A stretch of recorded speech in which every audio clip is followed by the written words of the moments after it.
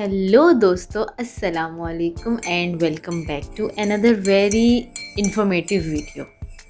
उम्मीद करती हूँ कि आप सब बिल्कुल ठीक होंगे, फिट फाट मज़े में अपनी लाइफ को एंजॉय कर रहे होंगे।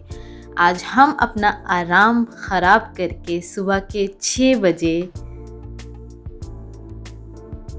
14 जनवरी को जा रहे हैं वीज़ा एक्सटेंशन के लिए अपॉइंटमेंट लेने के लिए with a lot of questions in my mind because मुझे बहुत सारे लोगों ने डराया हुआ है, बहुत सारे लोगों ने तसल्लियाँ भी दी हैं कि इजी प्रोसेस होता है। कुछ लोगों से ब्लॉक अकाउंट दोबारा मांग लेते हैं नेक्स्ट ईयर के लिए एंड कुछ लोगों से नहीं डिमांड करते।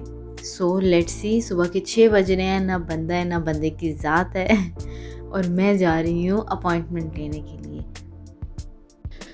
और पता नहीं लोग कैसे आ जाते हैं इतनी सुबह सुबह। लाइक हाउ ब्रो, तुम लोग सोते नहीं हो क्या? खैर, आज हम भी इस एजेंडे से निकले हैं कि आज हम भी टाइमली जाके अपॉइंटमेंट लेंगे। And yes, let's see, hope for the best, finger crossed. पहुंच के बताते हैं।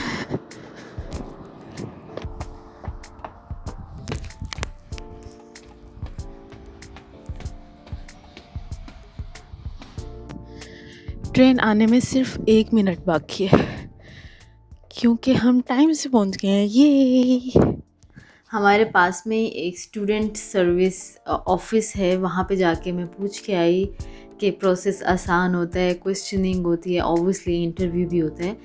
सो उन्होंने कहा कि इजी प्रोसेस होता है, आपको एक ट्रांसलेटर मिल जाता है बिकॉज ऑब्वियसली आप जर्मन समझ नहीं रहे होते और वो इंग्लिश नहीं समझ रहे होते अच्छी, तो इसलिए आपके दरमियान एक ट्रांसलेटर ज़रूरी होता है। तो जो मेन मसला आता है वो आता है ब्लॉक अकाउंट का, कि कुछ लोगों से वो ब्लॉक अकाउंट दोबारा से डिमांड कर लेते हैं बिकॉज़ ऑब्वियसली उनको श्योरिटी चाहिए कि ये बंदा सर्वाइवल अपना कर सकता है जर्मनी में, कि अगर वो जॉब नहीं भी करता, बिकॉज़ ऑब्वियसली स्टूडेंट है तो स्टूडेंट को आपको फ्यू आवर्स ही अलाउड होते हैं जॉब। अगर वो उसके पास ब्लॉक अकाउंट नहीं है तो फिर वो अपने लिविंग एक्सपेंसेस कैसे निकालेगा, राइट?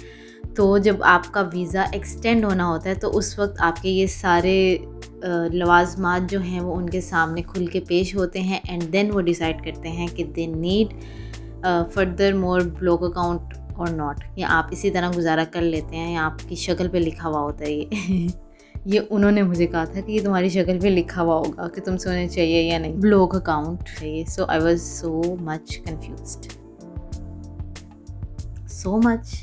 so much नहीं, very much confused, sorry, I apologize। Okay ji, just a quick update is कि मैं अपनी डेस्टिनेशन पे पहुंच चुकी हूँ। दिस इज़ द ऑफिस जहाँ पे मुझे आना था। A few moments later.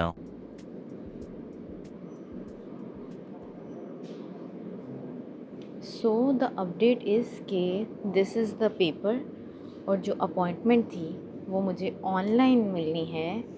This is a QR code जो कि मैंने स्कैन करके इस वेबसाइट पे जाके अपने सारे डॉक्यूमेंट्स अपलोड करने हैं एंड एप्लीकेशन अपनी सबमिट करवाने के बाद वो कुछ दिन लेंगे टैली करने के लिए एप्लीकेशन के डॉक्यूमेंट्स वगैरह सब कुछ, एंड देन मुझे अपॉइंटमेंट मिलेगी, right? And this was the paper जिसके लिए मैं इतनी सुबह सुबह उठ के आई हूँ। बट अल्हम्दुलिल्लाह कि कोई सिरा तो नज़र आया ना भाई।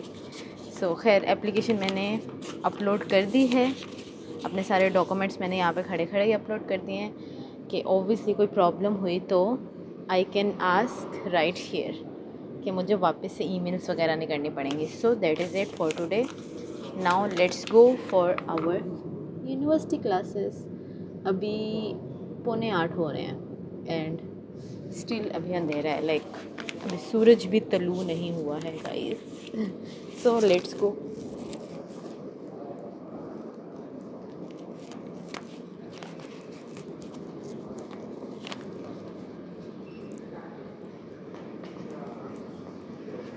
Hello.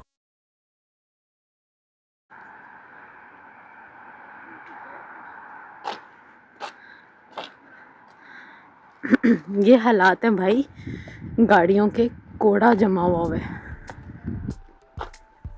हेलो एवरीबॉडी, मैं आज फिर 6:30 बजे आके स्टेशन पे खड़ी हुई हूँ और आज है 20 जनवरी। तो आज मैं उनसे पूछने जा रही हूँ कि भाई मैंने अप्लाई किया था और मुझे कोई भी ईमेल अभी तक नहीं आई अपॉइंटमेंट की। सो लेट्स सी कि हमारा जाना वर्थ इट होता है कि नहीं। बट ट्राई भी ना लें तो ये तो गलत है। हेलो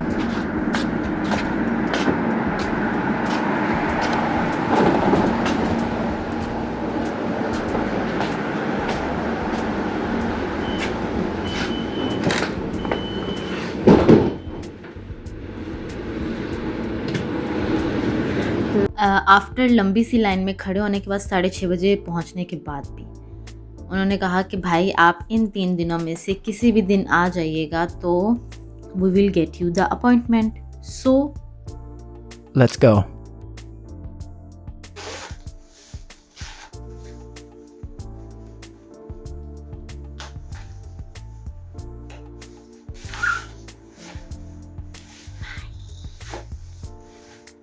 यहाँ पे पहुँच के मैंने बिना लाइन में लगे अपना टिकट नंबर लिया एंड वेट किया, बिकॉज मैंने उन्हें रिक्वेस्ट की थी कि चलो वीज़ा जो है वो एक्सटेंड मेरा बाद में भी कर देना, बट मुझे ट्रैवलिंग के लिए लेटर प्रोवाइड किया जाए, बिकॉज मेरा वीज़ा अबाउट टू एक्सपायर था तो मैं ट्रैवल नहीं कर सकती थी एंड मेरी सेमेस्टर ब्रेक है, so I have to travel to my home country.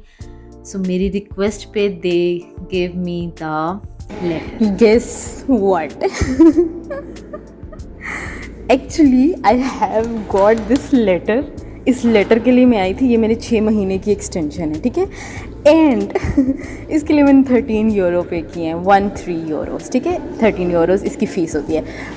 And उन्होंने कहा कि इफ़ यू आर इंटरेस्टेड तो हम आपके लिए रेजिडेंस परमिट भी अभी ही अप्लाई कर देते हैं and you will get it after 4 to 5 weeks। Like what, मतलब रेजिडेंस परमिट जो होगा वो तो ओबियसली मेरा वीज़ा एक्सटेंशन होगा 3-4 साल के लिए, ठीक है, जब तक मैं यहाँ पे हूँ, जब तक मेरी स्टडी नहीं कंप्लीट होती। But this one is for the 6 months, सो 6 महीनों के अंदर अंदर मैं कहीं भी ट्रैवल कर सकती हूँ। नाइस। इसके लिए मतलब जो मेरा रेजिडेंस कार्ड है उसके लिए मुझे 100 यूरोस और पे करने हैं एंड दैट्स इट। फिर मुझे लेटर आ जाएगा कि भाई आपका कार्ड जो है वो तैयार है, वो आके ले जाओ and that's it, that is it. मतलब मैं ट्रैवल कर रही हूँ, ये। Okay bye. ओके जी, दैट वाज इट। 100 यूरोस जो हैं वो मैंने पे कर दी हैं एंड मेरा जो रेजिडेंस परमिट है वो मुझे मिल जाएगा after 4 to 5 weeks।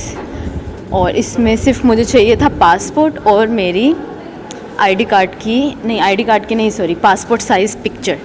Passport size picture मेरे पास थी, मेरे बैग में थी, मेरी खुशकिस्मती है ये। और वो 2-3 थी मेरे पास, 2-3 साइज़ में थी। सो एक जो थी वो काम नहीं की, उन्होंने कहा कि नहीं you have to get it again. तो मैंने कहा मेरे पास एक और है ये। तो मैंने एक और उनको दी, उन्होंने कहा हाँ ये काम कर सकती है। सो यस, मेरा एक और बड़ा काम हो गया, शुक्र अल्हम्दुलिल्लाह। उसको मैं एक्साइटमेंट में वो जो घोड़ा था उसको मैंने कहा मे अल्लाह ब्लेस यू। पहले वो सोच ही पड़ गया, फिर वो मुझे कहता है ओ यू टू। मैंने कहा thank you. So that was it guys. अब मैं अपने घर जाऊँगी। ये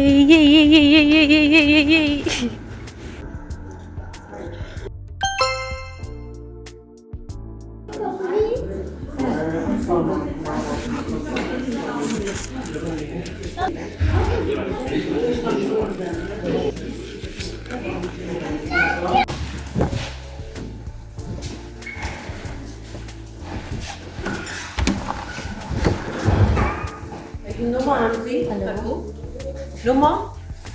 102. Okay, you can sit down. So finally I got my residence card. Here it is, this one. And मुझे अब अपने पासपोर्ट को साथ कैरी करने की ज़रूरत नहीं है हर जगह पे। This card is enough. और ये मेरा 2 साल का रेजिडेंस परमिट है and then I can extend it more so yes that was the update. बहुत लंबा प्रोसीजर हो गया, बहुत लंबी वीडियो हो गई है। That's it.